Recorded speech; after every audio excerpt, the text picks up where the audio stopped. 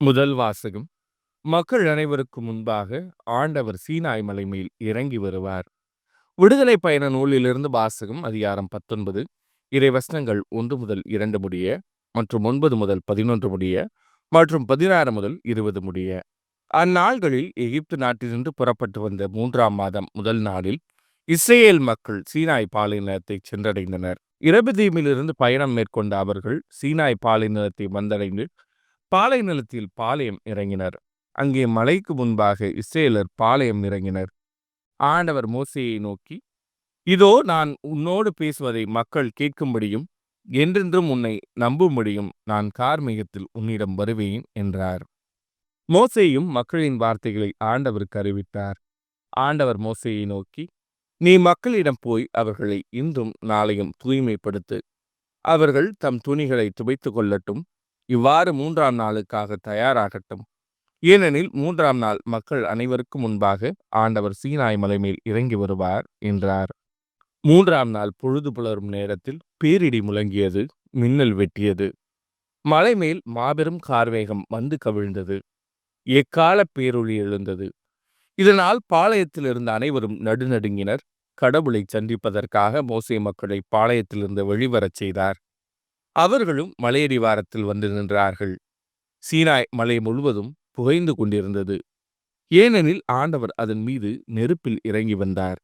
அதன் புகை தீச்சுளையிலிருந்து எழும் புகை போல் தோன்றியது. மலை முழுவதும் மிகவும் அதிர்ந்தது. எக்கால முழக்கம் எழும்பி வரவர மிகுதியாயிற்று. மோசே பேசிய போது கடவுளும் இடிமுழக்கத்தில் விடையளித்தார். ஆண்டவர் சீனாய் மலை மேல் மலையுச்சியில் இறங்கி வந்தார். அப்போது ஆண்டவர் மோசேயை மலையுச்சிக்கு அழைக்க மோசே மேலே ஏறி சென்றார். இது ஆண்டவரின் அருள்வாக்கு. இறைவா, உமக்கு நன்றி. பதிலுரை பாடல். என்றென்றும் நீர் புகழ் பெறவும் போற்ற பெறவும் தகுதியுள்ளவர். எங்கள் மூதாதையரின் கடவுளாகிய ஆண்டவரே, நீர் வாழ்த்த பெறுவீராக. மாட்சியும் தூய்மையும் நிறைந்த உம் பெயர் வாழ்த்துக்குரியது. என்றென்றும் நீர் புகழ் பெறவும் போற்ற பெறவும் தகுதியுள்ளவர். உமது தூய மாட்சி விளங்கும் கோவிலில் நீர் வாழ்த்த பெறுவீராக. கெருபுகள் மேல் வீற்றிருந்து படுகொலியை நோக்குபவரே, நீர் வாழ்த்த பெறுவீராக. என்றென்றும் நீர் புகழ் பெறவும் போற்ற பெறவும் தகுதியுள்ளவர். உமது ஆட்சிக்குரிய அரியணை மீது நீர் வாழ்த்த பெறுவீராக. உயர் வானகத்தில் நீர் வாழ்த்த பெறுவீராக. என்றென்றும் நீர் புகழ் பெறவும் போற்ற பெறவும் தகுதியுள்ளவர். நற்செய்தி வாசகம். விண்ணரசின் மறைப்பொருளை அறிய உங்களுக்கு கொடுத்து வைத்திருக்கிறது. மத்தேயு எழுதிய தூய நற்செய்தியிலிருந்து வாசகம். அதிகாரம் 13, இறைவசனங்கள் 10 முதல் 17 முடிய. அக்காலத்தில் சீடர்கள் இயேசுவின் அருகே வந்து, ஏன் அவர்களோடு உவமைகள் வாயிலாக பேசுகின்றீர் என்று கேட்டார்கள்.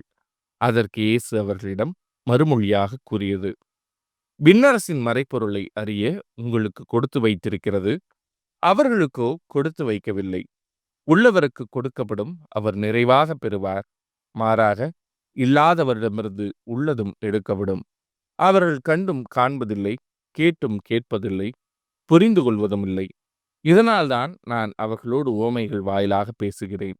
இவ்வாறு எசாயாவின் பின்வரும் இறைவாக்கு அவர்களிடம் நிறைவேறுகிறது. நீங்கள் உங்கள் காதால் தொடர்ந்து கேட்டும் கருத்தில் கொள்வதில்லை, உங்கள் கண்களால் பார்த்து கொண்டே இருந்தும் உணர்வதில்லை. இம்மக்களின் நெஞ்சம் கொழுத்து போய்விட்டது, காதும் மந்தமாகிவிட்டது. இவர்கள் தம் கண்களை மூடிக்கொண்டார்கள். எனவே கண்ணால் காணாமலும் காதால் கேளாமலும் உள்ளத்தால் உணராமலும் மனம் மாறாமலும் இருக்கின்றார்கள். நானும் அவர்களை குணமாக்காமல் இருக்கிறேன். உங்கள் கண்களோ பேறு பெற்றவை, ஏனெனில் அவை காண்கின்றன. உங்கள் காதுகளும் பேறு பெற்றவை, ஏனெனில் அவை கேட்கின்றன. நான் உறுதியாக உங்களுக்கு சொல்கிறேன், பல இறைவாக்கினர்களும் நேர்மையாளர்களும் நீங்கள் காண்பவற்றை காண ஆவல் கொண்டிருந்தார்கள். ஆனால் அவர்கள் காணவில்லை. நீங்கள் கேட்பவற்றை கேட்க விரும்பினார்கள். ஆனால் அவர்கள் கேட்கவில்லை. இது ஆண்டவரின் அருள்வாக்கு. கிறிஸ்துவே, உமக்கு புகழ்.